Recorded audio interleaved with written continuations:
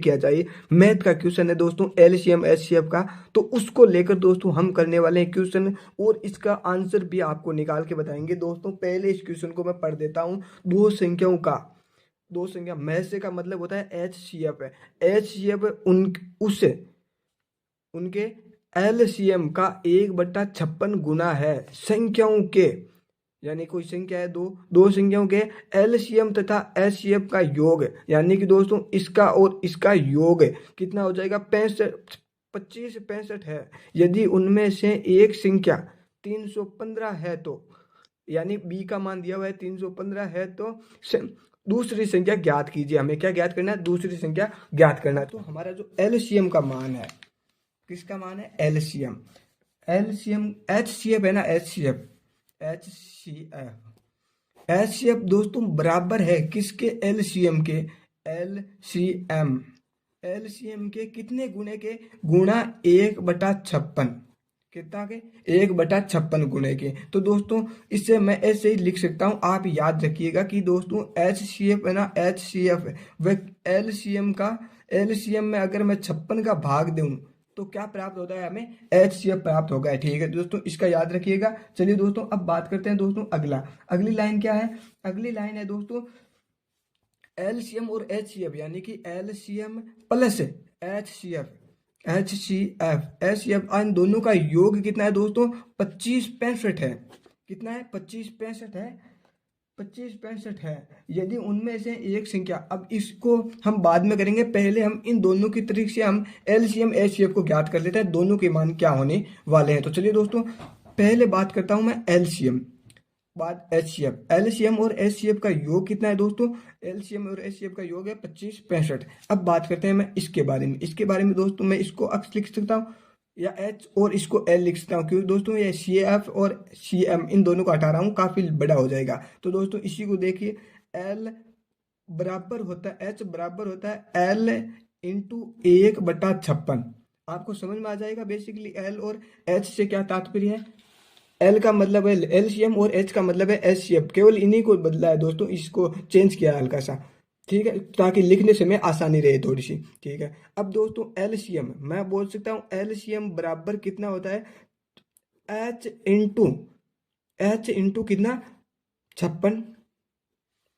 ये किस आधार पर बोल सकता हूँ मैं 56, क्योंकि दोस्तों एलसीएम आप खुद देख सकते हो कि अगर मैं इसको ये भाग में अगर मैं इसको गुणा में जाऊंगा तो ये फिर गुणा हो जाएगा इससे, और यहाँ पर क्या बचेगा, केवल एल बचेगा, जो एल यहाँ पर है। ठीक है, अब एल बराबर दोस्तों हमारे पास आ रहा है एच इंटू 56। अब बात करते हैं हम इसके बारे में क्या है कि एच प्लस एल बराबर कितना दिया हुआ है हमें, 25 65 दिया हुआ है। अब दोस्तों हम एल का मान यहाँ पर रख सकता हूँ, एच प्लस एल का मान कितना हो जाएगा, एल का मान हो जाएगा एच इंटू 56 बराबर कितना हो जाएगा, एच इंटू 56 बराबर कितना हो जाएगा, 25 65। कितना हो जाएगा, 25 65। अब दोस्तों बात करते हैं आगे के बारे में क्या ख्याल है। तो दोस्तों एच मैं बोल सकता हूँ 56H प्लस 1H कितना हो जाएगा, 57H बराबर कितना हो जाएगा, 25 65। सही है। अब दोस्तों H का मान ज्ञात करने के लिए दोस्तों किसका भाग देना पड़ेगा, इनमें 57 का। कितनी बार जा सकता है दोस्तों आपके हिसाब से, कितनी बार जाएगा, 4 बार, तो ये गया परा, और 5 बार 45 बार। H बराबर कितना, 45। अब H का मैं फुल लिख सकता हूँ कि HCF बराबर कितना होता है हमारे पास, 45 है। अच्छा दोस्तों अब बात किया है कि HCF और प्लस LCM का योग कितना है, 25 65 है। तो मैं इसके अंदर से 25 65 में से दोस्तों HCF निकालूं तो मुझे LCM मिल जाएगा।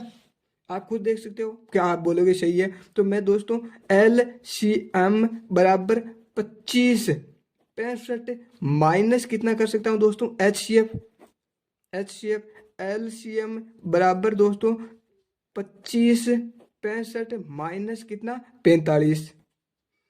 भाई अभी तो कुछ किया ही नहीं है, केवल 45 मान रखा है। तो मैं बोल सकता हूँ कि LCM बराबर 25 65 में से 45 घटाऊं, 5 में से 5 गया जाओ 0 बोल सकता हूँ। ठीक है, 6 में से 4 गए, कितने बचेगा, 2। अब दोस्तों दोनों में से हट गया, बचेगा कितना 25, 25 तो है जैसा जैसा आएगा 25 20 का आ जाएगा एलसीएम। अब दोस्तों हमारे पास क्वेश्चन क्या बनता है, हमारे पास क्वेश्चन बनता है कि एच सी एफ कितना है दोस्तों, हमारे पास 45 है। अच्छा, एलसीएम कितना है दोस्तों, 25 20 है। ठीक है दोस्तों, अब बोलते हैं दोनों का योग, योग उससे हमारे कोई काम ही नहीं है। उसने बोला है दोस्तों दो संख्या, यानी कि एक संख्या, यानी कि मैं ए और बी दो संख्या मानूं तो बी का मान कितना दिया हुआ है दोस्तों, हमें बी का मान दिया है दोस्तों 315। कितना है, 315 है। बी का मान 315 है, तो दूसरी संख्या मतलब कि बी का मान तो हमें पता है, अब हमें ए का मान ज्ञात करना है। तो मैंने पिछले काफी यही सूत्र बता रहा हूँ कि ए इंटू बी बराबर होता है L into H, LCM into H C F. ठीक है, ए इंटू बी का मान कितना दिया है दोस्तों 315, ये रहा 315 बराबर LCM, LCM into H C F. LCM into H C F दोस्तों कितना लिख सकता हूँ मैं, 45 इंटू कितना, अभी निकाला था हम दोस्तों 25 20। ठीक है, ठीक है, इसके बाद ए का मान ज्ञात करना है। ठीक है, ये गुणा में इधर आते ही भाग में, तो मैं बोल सकता हूँ 45 इंटू 25 20 बटा कितना 315, 315 लिख सकता हूँ दोस्तों। 15 का पावर इससे काटा, 15 से इससे काटा, 15 15 बदू 30 दियो 45, कितने बार कटेगा 3 बार। ठीक है, इसको काटे तो 15 15 बदू 30 2 बार और 1 बार, कितना बार 21 बार। तो मैं लिख सकता हूँ ए बराबर 3 इंटू 25 20 25, 3 इंटू 25 20 बटा 21, कितनी बार कटेगा 7 बार, 7 3 21, 7 का भाग दिया दोस्तों 25 20 में, कितने का भाग दे रहा हूँ 25 20 में दोस्तों 7 का। क्या आ जाएगा आंसर दोस्तों, लिखता हूँ इसे तो 20 3 21, 3 बार बचेगा कितना 4 42, इसे 6 42, कितने बचेगा 360। हमारी अगर एक संख्या दोस्तों, एक संख्या का मान 315 है, यानी कि बी का मान दोस्तों 315 है, तो ए का मान कितना हो जाएगा दोस्तों 360 हो जाएगा। कितना हो जाएगा 360। अब आप बोलोगे कि क्या आंसर सही है या नहीं, तो चलिए दोस्तों हम ये किया था 156 गुना है, तो दोस्तों इसमें आंसर बी राइट आंसर होने वाला। देखिए आप कुछ टिक भी लगाया हुआ इसके, ये 360 आंसर आ चुका है हमारा। अगला क्वेश्चन बात करेंगे हम इसके बारे में, सारे डिटेल से बताएंगे दोस्तों, सारे डिटेल से। तो चलिए दोस्तों आज के लिए इतना ही, मिलते हैं अगले वीडियो में।